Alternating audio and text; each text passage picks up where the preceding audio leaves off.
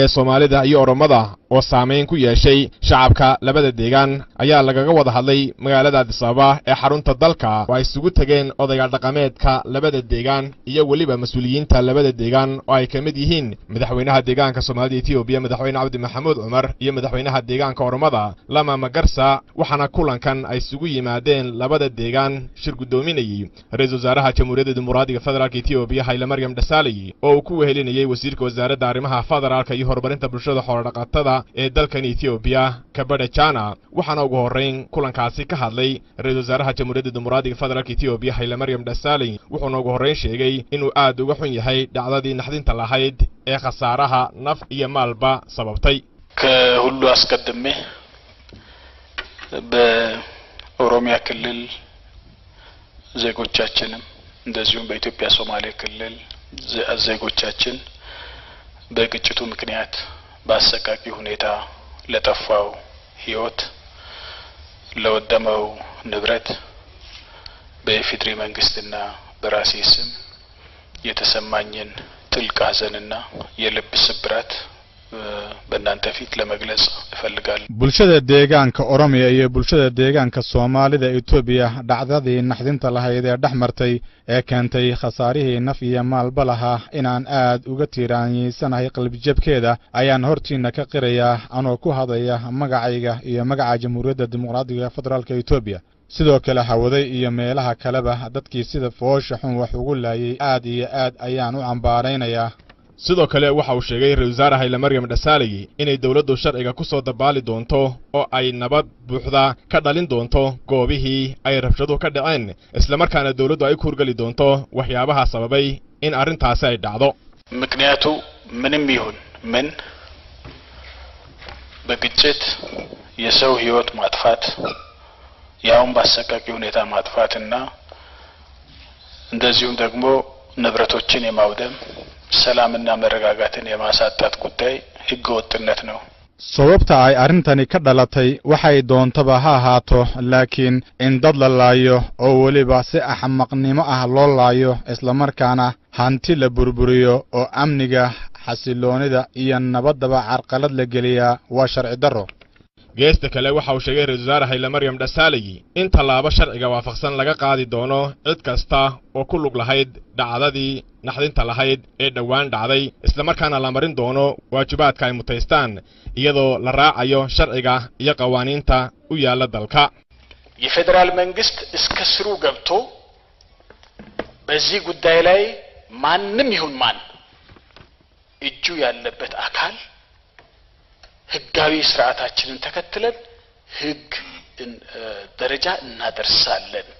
dawladda federaalku hoos ayay u dhaadhici doontaa oo waxa ay si qoto dheer u eegi doontaa oo ay xididada u soo saari doontaa sababta arrintan dhalisay kadibna sharciga ayaa lala tiigsan doonaa cid kasta oo ku lug lahayd hawshan ciday doontaba ha ahaatee waxaana la marin doonaa waajibaadkooda iyadoo la raacayo sharciga iyo qawaaniinta u yaala dalka waxa kale oo uu ra'iisul wasaaruhu hoosta ka xariiqay in bahda baraha bulshada iyo tiifiyada labada deegaan looga fadhiyo inay faraha kala baxaan hawshaasi dhacday haddii laakiin ay faraha kala bixi waayaan tallaabo sharci waafaqsan laga qaadi doono የሁለቱም ክልሎች ሚዲያ ተቋማት እንደዚህ አይነት ነገሮችን የሚቀጥሉ ከሆነ የፌደራል መንግስት በህግ ለመጠየቅ የሚገደድበት ሁኔታ አለ ስለዚህ መሪዎችም ሆኑ ሚዲያ ኃላፊዎች ካሁን በኋላ warbaahinta labada deegaan haddii ay sidan ku sii socdaan oo ay arrintan ka gaabsan waayaan dawladda federaalku way ku khasban tahay in ay sharciga horgeyso sidaas darteed maamulada labada deegaan iyo mas'uuliyiinta labada TV-ba wixii hadda ka dambeeya waa inaan lagu arag wax bulshada kicinaya iyo wax propaganda ah toona waxyaabaha baraha bulshada lagu shaacinayana waa in la joojiyo maadaama ayna dawladdu ogolayn intaas kadib waxa iyaguna dhankooda ka hadlay odayaal dhaqameedkii shirkaasi ka soo qayb galay waxayna sheegeen inay labada qowmiyadood yihiin kuwa dhaqan wadaaga oo ayna kala geynaynin xumaan dhaxmarta dalka Itoobiya Oromo waa dadka aan isugu xigno dhaqan baan wadaagnaa waanu kala guursanaa nuti ummata tokko warra walirraa dhalate warra waliin jiraatu annagu waxa aanu nahay bulsho isku mid ah oo isdhashay isla markaana wada nool waxaana loo baahan yahay in aynu xaqiiqada ka hadalno oo aynu isweydaarsanno odhah nabadeed si aynu dhibaatadan u xallinana waa inaynu isdhegaysano madaxweynayaasha labada deegaan ee Soomaalida iyo Oromada ayaa tacsiih u diray dhammaan dadkii dhibaatada ku dhacday ee labada deegaan faalada warkana waxay noo sii ambaqaadaya Ibrahim Cabdi Muuse madaxweynayaasha deegaanada Soomaalida Itoobiya iyo Oromada ayaa taxsiin wada diray dhammaan dadkii dhibaatada ku dhacday labada deegaan ee Soomaalida iyo Oromada iyagoona sheegay inay caawin doonaan dadkii dhibaatada ku dhacday ee labada dhinacba isku dhacan labada deegaan ee Soomaalida Itoobiya iyo deegaanka Oromada ayaa sababay dhibaatooyin fara badan oo ay kamid ahaayeen dhimasho dhaawac iyo burbur hantiyeedba haddaba labada madaxweyne ee deegaanka Soomaalida Itoobiya iyo deegaanka Oromada mudane madaxweyne Cabdi Maxamuud Cumar iyo madaxweynaha deegaanka Oromiya lama magarsa ayaa shir saxaafadada ay ku qabteen magaalada Sabaa caasimada dalkeena Itoobiya ku soo saaray warmutiyeed iyagoo sheegay dadkii ku tabaaloobay isku dhicii foosha xumaa ee labada qowmiyadood ay caawin doonaan በዚህ ላይ የተጎዱ የኦሮሚያ ህዝብም መጽናናት ይመኛለው የራሳችን ህዝብ ስለሆነ በዚህ ምክንያት የተጎዳ ሶማሌም መጽናናት ይመኛለው የራሳችን ህዝብ ስለሆነ ማለት dadkii dhibaatadu saameysay ee qowmiyadaha Oromada iyo Soomaalidaba waxaan u dirayaa tacsiid tiiraanya leh maadaama ay labadu shacabkan yihiin በሶማሌ ወገንም በኦሮሞ ወገንም ንጹሃን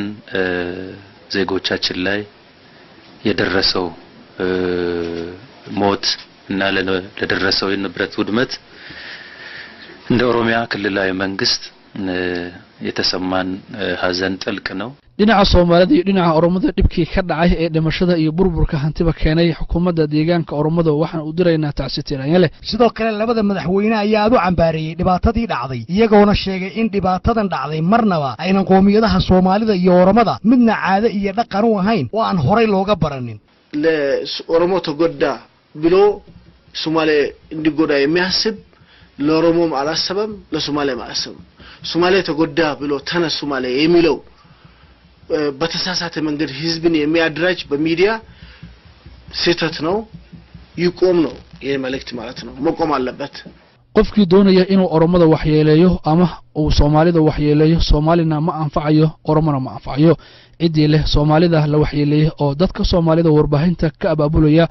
uu qaldan yahay waana in la joojiyo abaabulka warbaahinta ee la wado ማናቸውም በዚህ ውስጥ በቀጥታም ይሁን በተዘዋዋሪ እጃቸው በዚህ ግጭት ውስጥ ያስገቡ አካላትም እጃቸውን እንዲያስወጡና ከማንንም ከምንም በላይ ደግሞ ይሄንን ተግባርና ድርጊት ህዝቡ እንዲያወግዝ በማድረግ የሚመለከተን የሁለቱ ክልል መንግስታት እንዲሁም የፌደራል መንግስትም idu waliba oo si toos ah iyo si dadbanba ugu lug lahayd dhibaatada waa in ay farac kala baxaan waana inuu shacabka labada dhinacba ay arintan cambaarayaan oo ay ka soo horjeestaan sidoo kale xukuumadda labada deegaan dawladda dhexe iyo shacabka labada dhinacba waxaan si degdeg ah ugu shaqaynaynaa sidii aan shacabka nabadgeliyo u soo dabaali lahayn oo aan dadkii soo barakacayna noloshoodii caadiga ahayd ugu soo celin lahayn waqti ma qaadan doonto sidoo kale labada madaxweyne ee Soomaalida Itoobiya iyo Oromada ayaa si wada jira u cadeeyay inay taakulayn doonaan dadkii soo barakacay iyo kuwii dhibaatadu ka soo gaadhayba አሁን የተፈጠረውን ችግር ወደ ሰላም ለመመለስ ሁላችንም ተባብረን የየድርሻችንን መወጣት መቻል አለብን dhibkii dhacan si aan nabad ugu dabaalno dhamaantii waa inaan ka soo baxno doorkeena aadan isla markaana inagoo iskaashanayna waa inaan dadkii soo barakacay aan ku celin noloshoodii caadiga ahayd የመረጋጋት ስራ እንስራ እንደገና ደግሞ ሁሉም ወደ ቤታቸው እንዲመለስ በሁለቱም በኩል መስራት አለበት መለያየት የለብንም አንድ ሆነን እንደ ኢትዮጵያነት መስራት ያለብን waa inaan xaaladda nabadgeliyo ee deegaanada ka wada shaqeyno dadkii soo barakacayna waa inaan si wada jir ah ugu celino goobaha ay ku noolaayeen mana ahan arin loo kala kacayo waa inaan inagoo isku duuban aan arintan si Itoobiyaanimo leh ugu wada shaqeyno